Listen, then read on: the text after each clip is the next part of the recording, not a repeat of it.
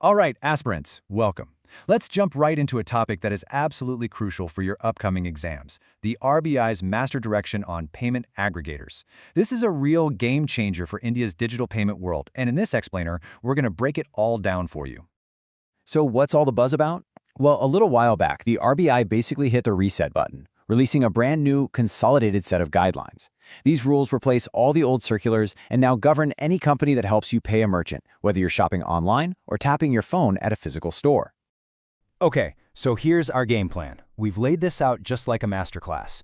We'll start with the basic definitions, then move into what it takes to get authorized, the rules of business, the importance of KYC, then we'll tackle the super important escrow accounts, and finally, we'll wrap it all up with a quick revision. Sound good?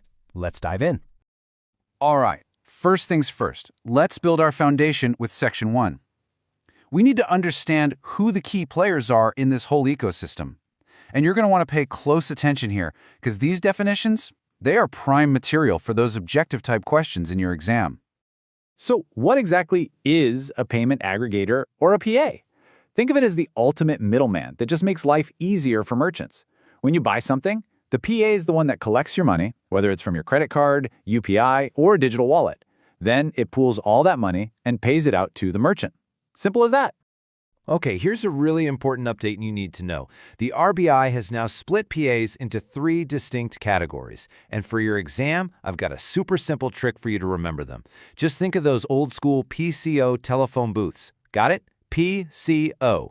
So, the P in PCO, that's for pay physical. This covers all those face-to-face transactions, like when you scan a QR code at your local shop.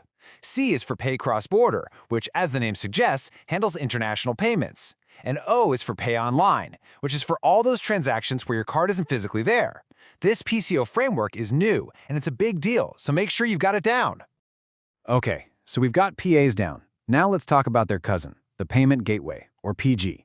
This is where things get interesting, because they are not the same thing. A PG is a pure tech player.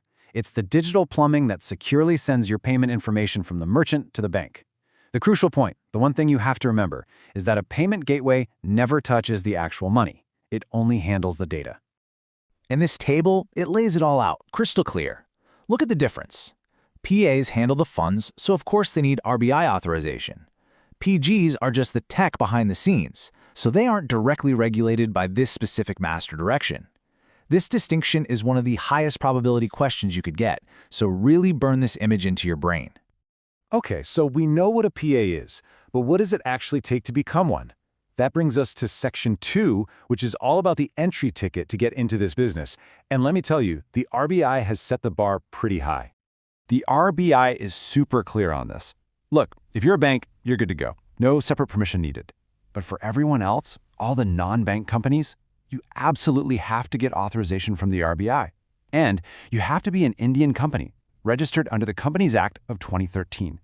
This is all about making sure only serious, well-established players are handling public money. All right, get your notebooks out, because here's the first magic number you absolutely have to remember: 15 crore rupees.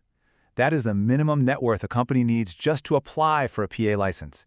That's your starting block right there. But wait, it's not just a one-and-done thing. The RBI wants to see growth and stability. So step 1, you apply with 15 crores. But then comes step 2. By the end of your 3rd year in business, your net worth has to climb to 25 crores. And step 3 is all about maintenance. You have to keep it at 25 crores from then on. This shows the RBI is in it for the long haul, and they expect PAs to be too. So, you've got your license, you've got the capital, now what? Well, now you've got to play by the rules. Section 3 is basically the official rulebook for day-to-day operations. And let me tell you, there's a huge focus on governance and security. And believe me, these rules are no joke. The people running the company have to pass a fit and proper test to make sure they're trustworthy. You must have a proper system for handling customer complaints. You need a board-approved security policy, you've got to get annual cyber audits, and, this is a big one, you have to comply with data localization, which means all your payment data has to be stored right here in India. Okay, time for another number to lock into your memory. 25. Lakh rupees. That's the maximum value allowed for a single transaction that a PA cross-border can handle. It's a hard cap. Don't forget it. All right, let's move on to Section 4, and this one is absolutely vital. It's all about something called due diligence. Basically, the RBI has made payment aggregators the gatekeepers of the entire system. It's their job to know exactly who they're doing business with. And the RBI leaves no room for doubt here. PS have to do a full Know Your Customer check on every single merchant. That means pulling their records from the central KYC registry, doing background checks, and even monitoring their transactions to make sure everything looks legitimate. On top of that, non-bank PSAs have to register with the Financial Intelligence Unit to help flag any shady activity. The message is clear: know your merchant.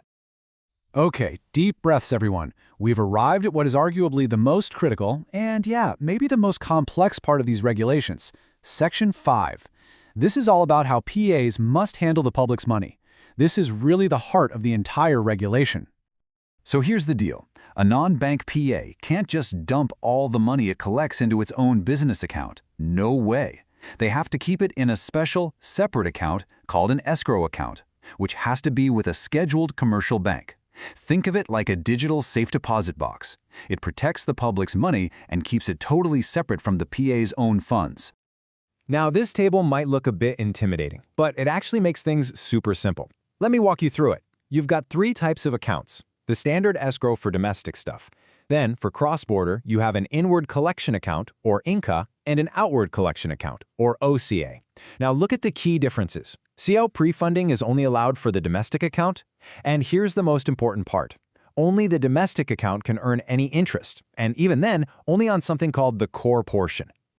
So you heard me mention this thing called the core portion, right? What on earth is that? Well, it sounds complicated, but trust me, it's just 3 simple steps. First, you look back over the last year. That's 26 fortnights. And for each fortnight, you find the single lowest balance in the account. Step 2, you take all 26 of those lowest balances. And step 3, you just find the average of those numbers. That average amount, that's your core portion, and that's the only part that can earn interest.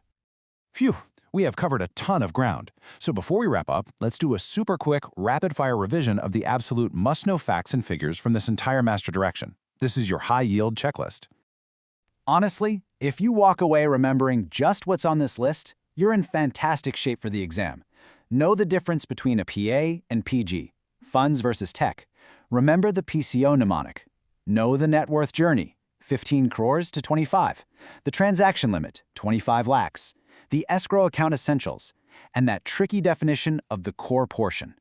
Nail these, and you'll be all set. So, what's the big picture here? The RBI is basically walking a tightrope, trying to encourage all this amazing innovation while building a fortress of security around our digital payments. It's a balancing act that will define the future of payments in India. That's our explainer for today. All the very best with your preparation.